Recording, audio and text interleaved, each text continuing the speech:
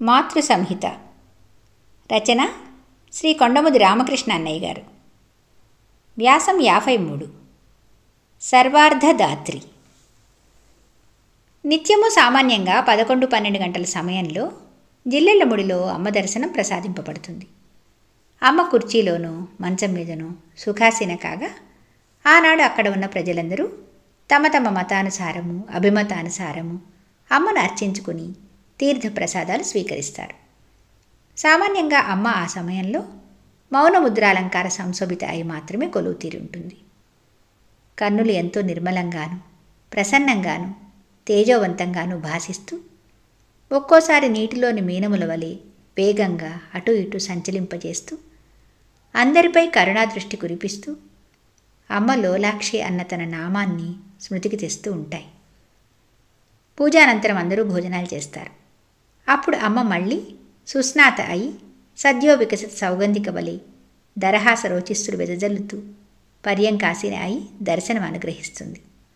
ఆ సమయంలో కొందరు ఆరోగ్యం గురించి, కొందరు ఐశ్వర్యం గురించి, కొందరు ఉద్యోగం గురించి, కొందరు ప్రమోషన్ గురించి, కొందరు వివాహం గురించి, కొందరు సంతానం గురించి, కొందరు భౌతిక సుఖాల గురించి, కొందరు మానసిక శాంతి గురించి అర్థిస్తే, మరికొందరు జ్ఞాన మార్గము, యోగ సాధనం, మంత్రోపదేశము, మనస్సు నిలుపమనో కాంక్షిస్తారు.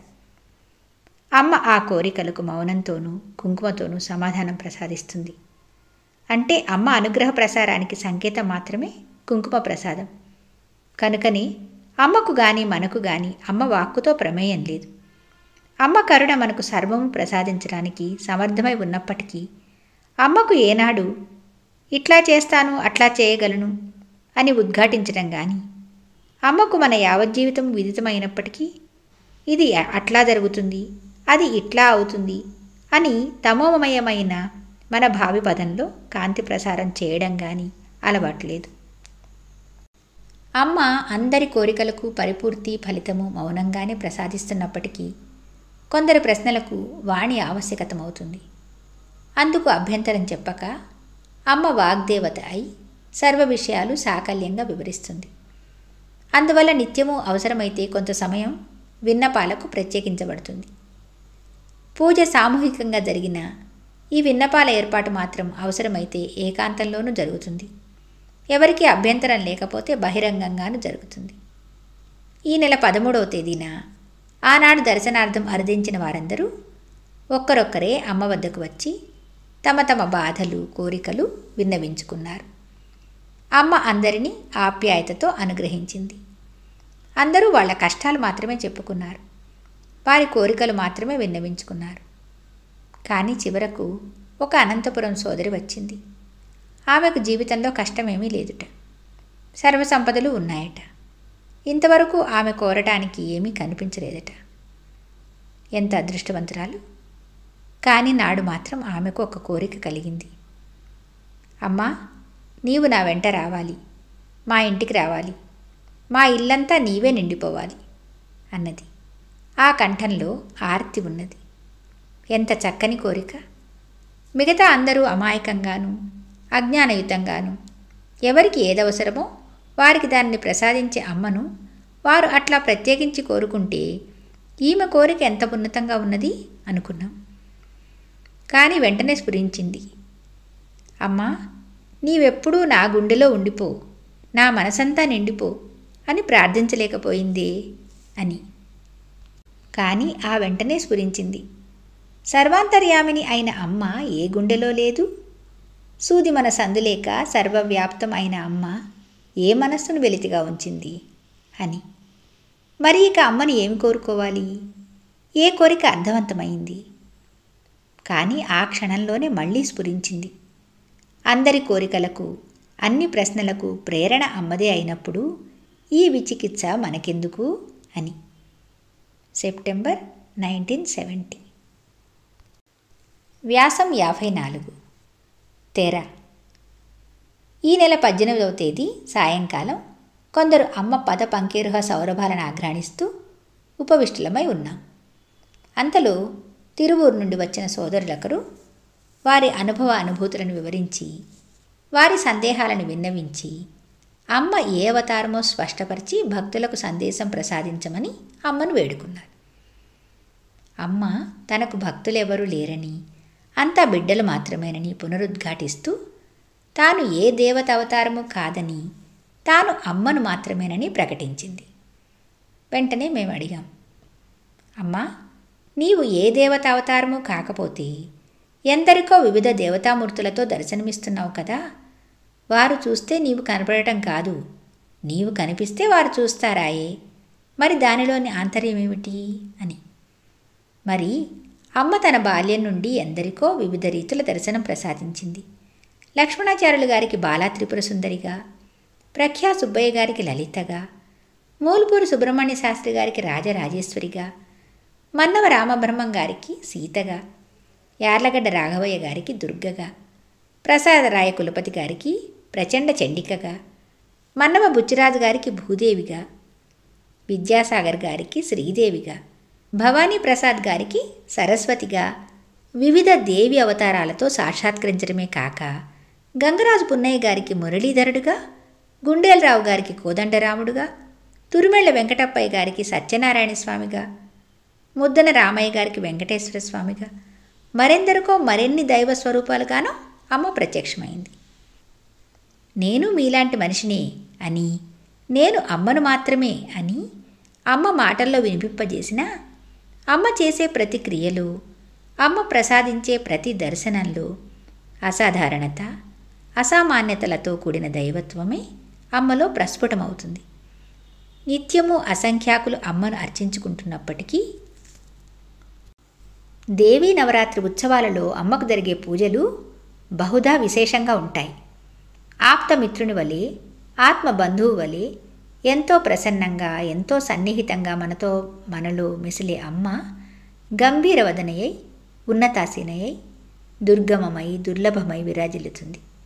ఆ సమయంలో నిరంతరం ఆ బింబాధరాలపై లాస్యం సలిపే కమనీయ దరహాసం కనిపించదు. ఆ కందోయి నుండి వెల్లివిరిసే శరశ్చంద్రికలు దృగ్గోచరం కావు. ఆ వచస్సు వినిపించే అనురాగం జ్యోతితం కాదు. ఆ కరస్పర్శలో లాలన స్ఫురించదు. ఆ దరహాసంలో దర్పము ప్రతిఫలిస్తుంది. ఆ శరశ్చంద్రికలో భానుకిరణము ప్రతిబింబిస్తుంది. ఆ అనురాగంలో అధికారం ప్రతిధ్వనిస్తుంది. ఆ కరచాలనంలో అప్రతిహతమైన పాలన తాండవిస్తుంది. ప్రతి అవయవంలోనూ భాషించే మధుర మాతృత్వ స్థానంలో మహిత దైవత్వం జాజ్వల్యమానమై ప్రకాశిస్తుంది. ఆ దీప్తి ముందు ప్రతి శిరస్సు అవన్నతమవుతుంది. ఆ మూర్తి మ్రోల ప్రతి కరయుగళి ముకుళితమవుతుంది. ఈ సంవత్సరం దేవీ నవరాత్రి ఉత్సవాలు ప్రతి సంవత్సరం కంటే అతి వైభవంగా జరిగాయి. ఈ ఉత్సవాలలో అష్టమి నాటి రేయి జరిగిన పూజ పతాక స్థాయిని అందుకున్నది. ఆనాడు అమ్మ రక్తవర్ణ దుకూలధారిణి అయి, కిరీట సంశోభితయై, త్రిశూల చక్రహస్తి అయి ప్రసాదించిన దర్శనం అపూర్వము, నిరుపమానము అయినది. ఆ రాత్రి స్వామి పూర్ణానంద సశిష్యులై అమ్మను అర్చించుకున్నారు. పూజ జరుగుతున్నది. రత్నఖచితమైన కిరీటం అమ్మ శిరస్సును అలంకరించగా, కరయుగళి త్రిశూలము చక్రము అందుకొనగా, అమ్మ దర్శనం ఆహ్లాదకరమే కాదు, దుర్నిరీక్ష్యము అయినది. క్షణాల్లో అమ్మ రూపంలోనే పరిణామం గోచరించింది. నయనద్వయంలో సంధ్యారుణ దీప్తి వ్యాప్తమైంది. వదన మండలంలో గులాబీ గుత్తులు విరిశాయి. కరయుగళిలోని త్రిశూలము చక్రము వివిధ రీతుల తాండవం చేశాయి. పరివేష్టిత ప్రజాసందోహం భయభ్రాంతి చకితమైంది. అంతలో స్వామీజీచే అందాక అర్చింపబడిన కలశాన్ని త్రిశూలపు మొనతో అమ్మ చివాలున పైకి ఎత్తినా అందులోని ఒక్క నీటి బిందువు క్రిందపడకపోవటం అత్యాశ్చర్యకరమైన అప్పటి అమ్మ మూర్తి, అమ్మ చేతిలోని త్రిశూలము, ఆ త్రిశూలపు చివరను ఊగే కపాలం పోలిన కలశము అవలోకించిన ప్రజలు భయకంపితులవుతుండగా అమ్మ ఒక్క మెరుపు మెరిసినట్లు లేచి నిల్చున్నది. సామాన్యంగా వామనమూర్తి వలె పరిడవిల్లే అమ్మ క్షణంలో గగన పరిచుంబితగా ప్రవృద్ధమైందా అనిపించింది.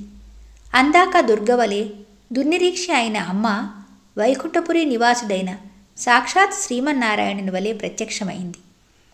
ఆ ముహూర్తంలో, ఆ పందిరిలో ఆనందమో, ఆశ్చర్యమో, భయమో, ఆ మూడు ముప్పిరిగొన్నం మరి ఏ భావమో సర్వవ్యాప్తం కాగా ప్రజలు స్థాణువులే అయినారు.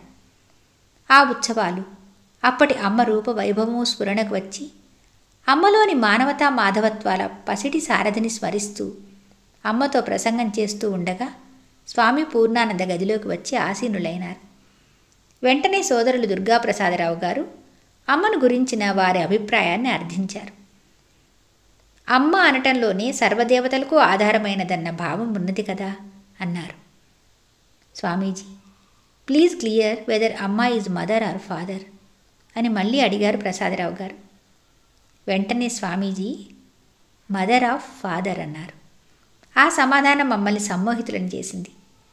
కానీ దుర్గాప్రసాదరావు గారు ఫాదర్ ఆఫ్ మదర్ కూడానా అని అడిగారు. No, mother of all. Mother means origin of everything అన్నారు స్వామీజీ. అమ్మ అన్నిటికీ అంతకు ఆధారభూతమైన పరబ్రహ్మ అయి ఉండి అమ్మ అనే ఈ మేలిముసుగు ఎందుకో? మనలను మాయామోహితులను చేసేందుక? మన చర్మచక్షువులకు తెరలు వేసేందుక? మనలను పరీక్షించేందుక అనుకుంటూ అడిగాం. అమ్మా, నీవు దైవానివని పరోక్షంగానూ అపరోక్షంగానూ కూడా విశదపరుస్తూ ఇంకా ఈ అమ్మ అనే తెర ఎందుకమ్మా అని. మనం నిర్భయంగా ఆ బడిలో చేరడానికేమో. అమ్మ దైవంగానే కనిపిస్తే మనం దరిచేరగలమా? దైవం అమ్మగా కనిపిస్తున్నాడు కనుకనే మన ఈ ఆటలు పాటలు అన్నారు ప్రసాదరావు గారు నవ్వుతూ. నయనయుగడి అశ్రుపూర్ణం కాగా. నిర్ధారణ కోసం అమ్మ వంక చూచాము మేము. సమాధానంగా అమ్మ కన్నుల్లో పెదవులపై దరహాస ద్యుతులతో కూడిన వాత్సల్య జ్యోత్స్నలు వెల్లి విరుస్తూ కనిపించాయి. మనం ఏమంటే కాదంటుంది అమ్మ. అక్టోబర్ 1970. జయ హో మాతా.